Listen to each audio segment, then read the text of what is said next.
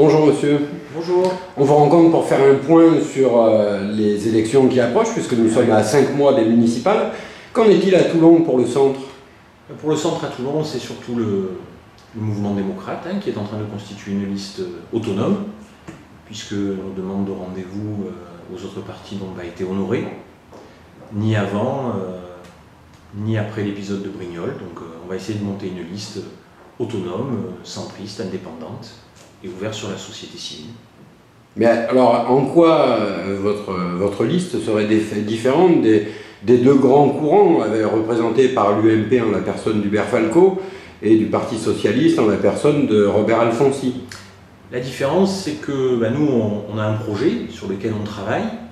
Ce qui apparaît vraiment dans cette campagne, et vous le dites vous-même, à 5 mois du moment où les gens vont faire leur choix, personne ne parle de projet, personne ne se positionne sur des choses de tous les jours, sur les dépenses publiques. On a des rapports de la Cour des comptes, on a des informations qui nous parviennent, et personne ne se positionne, personne ne parle de ce qu'il va faire pour la ville, pour les 6 ans à venir.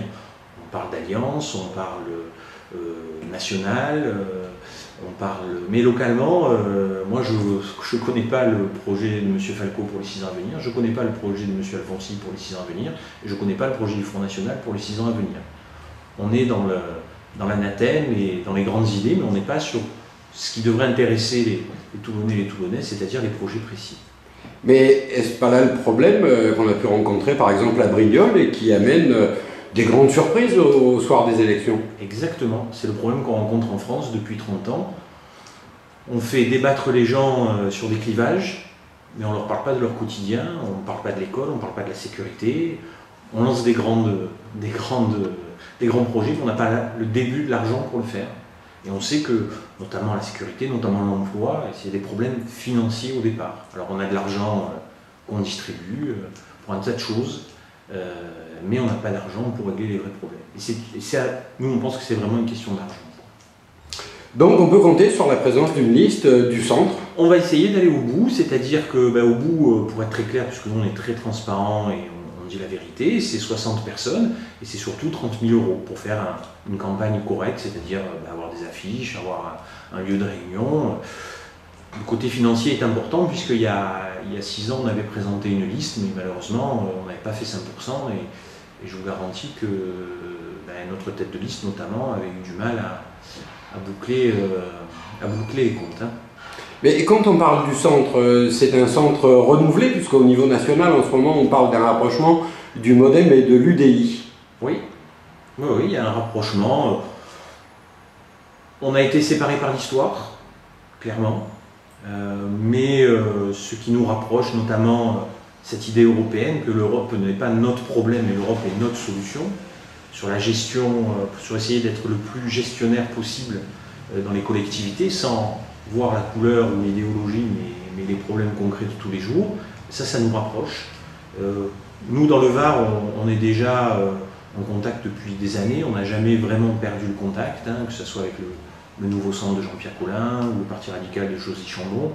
C'est des gens avec qui on a toujours parlé, avec qui on s'est toujours bien entendu. Bien, justement, une dernière question. En 2014, nous fêterons le centenaire du début de la guerre de 14-18. Il y aura des élections européennes. Quelle sera votre position par rapport à ce grand rendez-vous européen? Pour nous, l'Europe, c'est la solution. C'est une solution en termes de taille, en termes d'intérêt commun et en termes économiques. Parce que, ne serait-ce que sur le problème de la dette, vous savez, on aurait suivi simplement les recommandations de l'Europe, on n'en serait pas où on est aujourd'hui. Seulement, on a fait l'Europe des marchands. Ça a été le charbon, l'acier au départ.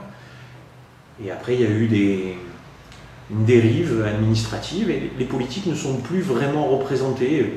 Si on pose la question, on sait rarement qui est ces députés européens, on ne sait pas ce qu'ils font, on ne sait pas comment.